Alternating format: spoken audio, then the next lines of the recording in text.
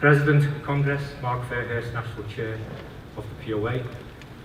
My members are protected under the Assault on Emergency Workers Act, where the perpetrators, if found guilty, can have their sentences doubled. And let me be clear, no worker in any workplace should be subject to any form of abuse, threats or assault, and if they are, they should be fully supported by their employer, and the full weight of the law should land on the perpetrator, and that's what we want for everyone. So this is a really important motion.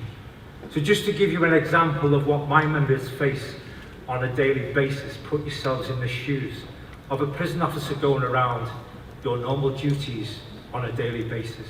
So you go to a cell because a cell bell is being pressed, and you walk up to the door to find out what the prisoner wants. And as you approach the door, he spits through the gap, landed in your eyes and your mouth.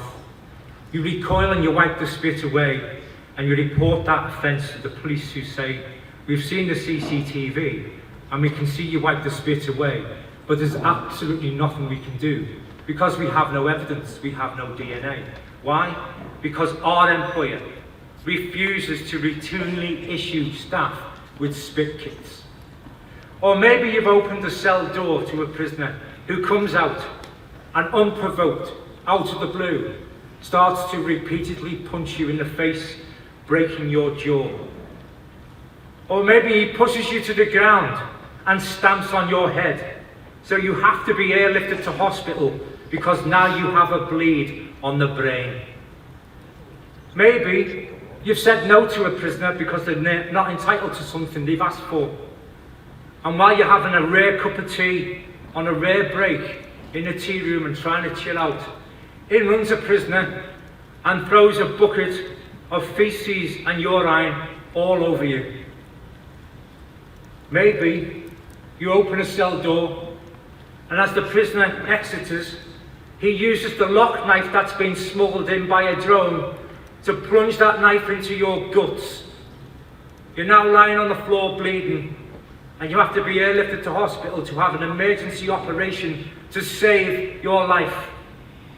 Or maybe you're supervising terrorist prisoners in a separation centre who have been allowed to use kitchen facilities because managers who don't work there have overruled the staff and said, allow them to use it.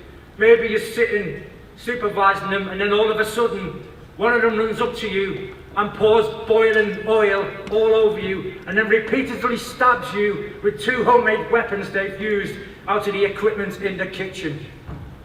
Or maybe, just maybe, you're conducting a cell search and you find a mobile phone and you refuse the bribe from the prisoner to let it go, and you take the phone to the police, and that prisoner gets prosecuted for what's on it.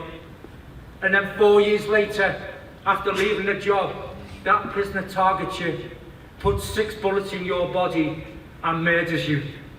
That's the risk we face on the front line, day in, day out, even when we've left the job. So zero tolerance sounds good to our employers, but it means nothing.